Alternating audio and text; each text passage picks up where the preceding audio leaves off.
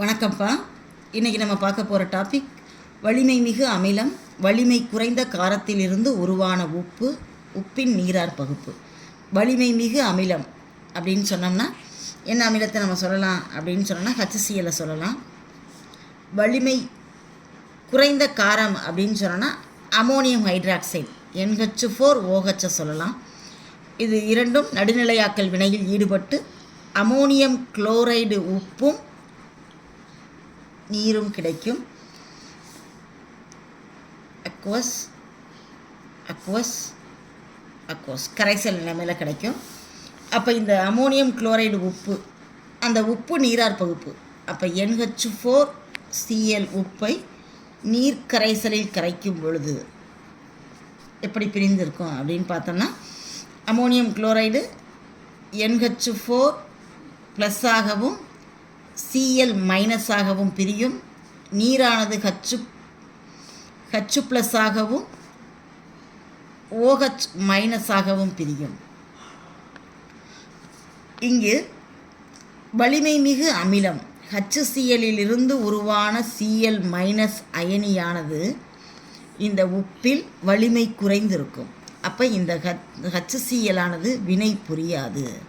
வலிமை மிகு அமிலத்திலிருந்து உருவான அயனிகள் வினை புரியாது, வலிமை குறைந்துவிடும். அடுத்து அமோனியம் ஹைட்ராக்சைடிலிருந்து உருவான அமோனியம் NH4+ அயனியானது வலிமை குறைந்த காரத்திலிருந்து உருவானதால் இது வலிமை மிக்க அயனியாக இருக்கும். இந்த அயனியானது OH- உடன் வினைபட்டு அமோனியம் ஹைட்ராக்சைடு காரத்தை தரும். அப்போ இந்த கரைசலில் Cl- ஆனது வினை புரியாது. H+ அயனியோட அளவு செறிவுகள் அதிகமாக இருக்கும். அப்போ H+ அயனியோட செறிவு அதிகமாக இருந்தால் கரைசலானது அமிலத்தன்மை அமிலத்தன்மை அடைந்தால் pH மதிப்பானது 7ஐ விட குறைவாக இருக்கும். அப்போ 7ஐ விட pH மதிப்பு குறைவு அப்படின்றத இங்கே நம்ம என்ன செய்ய போகிறோம் அப்படின்னா ஒரு சமன்பாடு மூலமாக பார்க்க போகிறோம். இதே மாதிரி இங்கே நம்ம பார்த்தோம் அப்படின்னா Cl- ஆனது வினை புரியாது. Cl- தவிர்த்து விட்டு இந்த சமன்பாடை போட்டோம் அப்படின்னு பார்த்தோம்னா NH4+ நீர் கரைசலில் நீரார் பகுக்கப்பட்டு NH4OH ஆகவும் H+ ஆகவும் கிடைக்கின்றது. இந்த மதிப்புக்கு நம்ம KH மதிப்பு போட்டோம் அப்படின்னு பார்த்தோம்னா KH மதிப்பு அதே மாதிரி அமோனியம் ஹைட்ராக்சைடு பிரிகை அடைவதற்கான KB மதிப்பு போட்டோம் அப்படின்னா KH மதிப்பை போட்டுருவோம். முதல்ல NH4OH H+, இங்கே ப்ளஸ்ஸு கிடையாதுப்பா, பெருக்கல் by H2O NH4+. Ammonium hydroxide காரமானது நீர்க்கரைசலில் பிரிகை அடையக்கூடிய வினை. அப்போ NH4OH நீர்க்கரைசலில் H2O கரைசலில் NH4+ ஆகவும்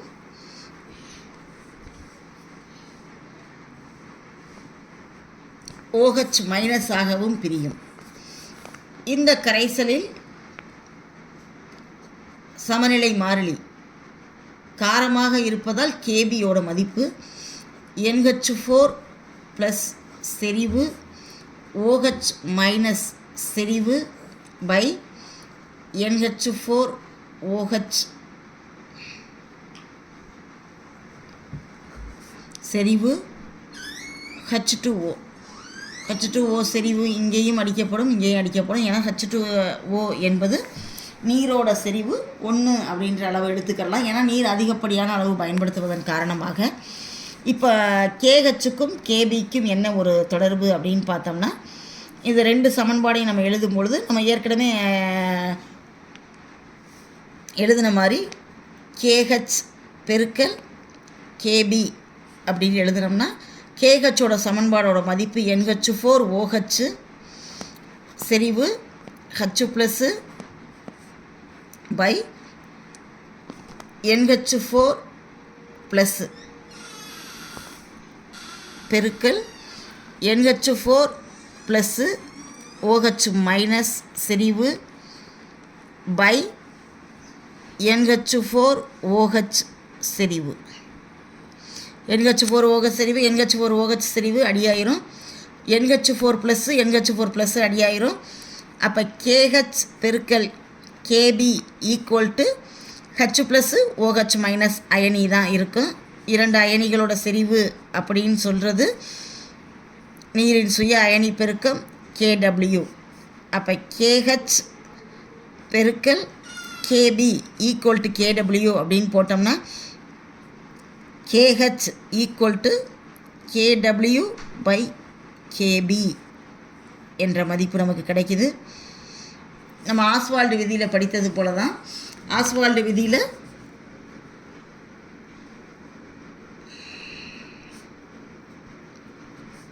H ப்ளஸ் அயனியோட செறிவு அப்படின்னு சொல்லும் பொழுது என்ன போட்டிருப்போம் அப்படின்னா √KA சின்னு போட்டிருப்போம்.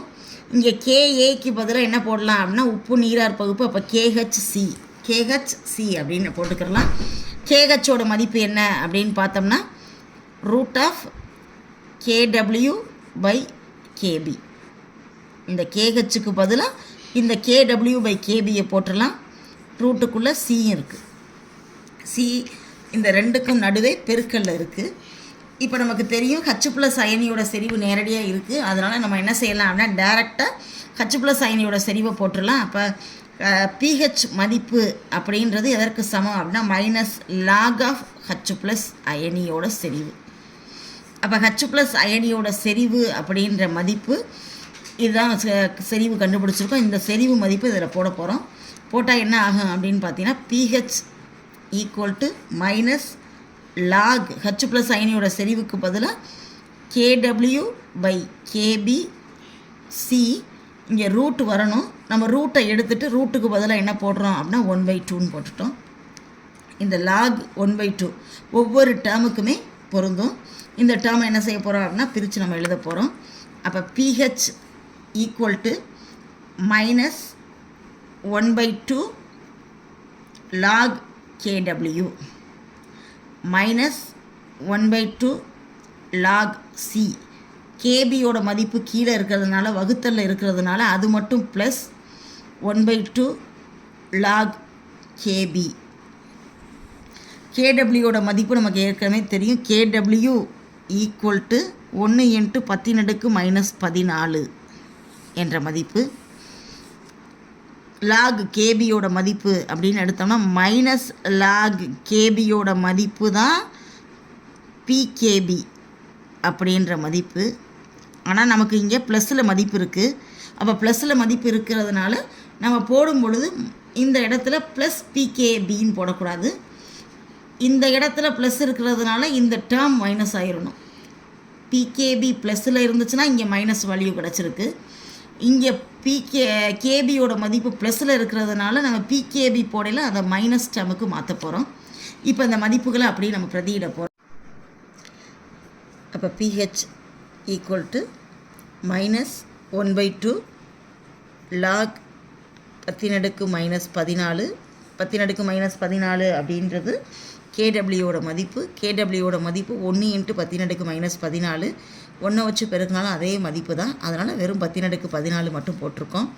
மைனஸ் 1/2 லாக் சி ப்ளஸ் கீழே உள்ள KB கீழே இருந்துச்சு வகுத்தல்ல, அதனால் அந்த இடத்துல ப்ளஸ்ஸு 1/2 லாக் KB.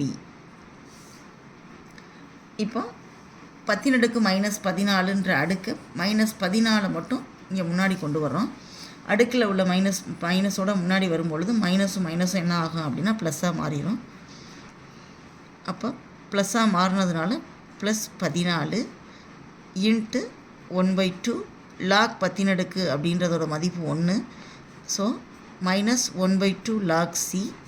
அடுத்தது ப்ளஸ் 1/2 லாக் KB. இப்போ இங்கே மல்டிபிள் அடித்து கொடுத்தோம் அப்படின்னா 1 2 2 7 2 14. அப்போ மதிப்பு இங்கே 7 கிடச்சிருச்சு. அப்போ pH equal to 7 minus 1/2 log, இந்த இடத்துல சி போட மறந்துட்டேன்ப்பா, லாக் சி. இப்போ லாக், எப்போவுமே லாக் கேபியோட வேல்யூ நான் சொன்னேன், மைனஸ் லாக் கேபி அப்படின்னா அதோட மதிப்பு என்ன அப்படின்னா பிகேபி மதிப்பு. அப்போ இங்கே என்ன ஆகு அப்படின்னு பார்த்தீங்கன்னா, இங்கே வெறும் ப்ளஸ் லாக்கு தான் இருக்குது. ப்ளஸ் லாக்குன்னு இருக்கிறதுனால நம்ம என்ன செய்ய போகிறோம் அப்படின்னா, இந்த மதிப்பை ப்ளஸ் லாக் கேபி அப்படின்னு நம்ம எடுத்தோம்னா, இந்த மைனஸ் என்ன ஆகும் அப்படின்னா மைனஸ் பிகேபியாக மாறிடும். அப்போ இந்த இடத்துல என்ன ஆகும் அப்படின்னு பார்த்தீங்கன்னா மைனஸ் 1/2 பிகேபி.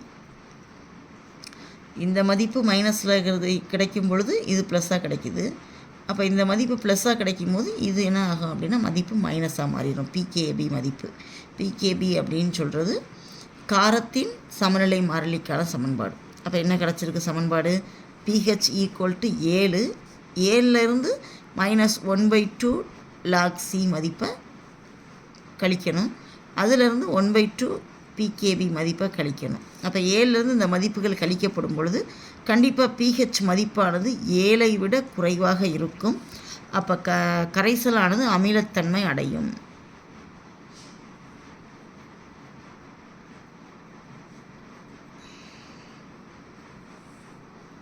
தேங்க்யூப்பா.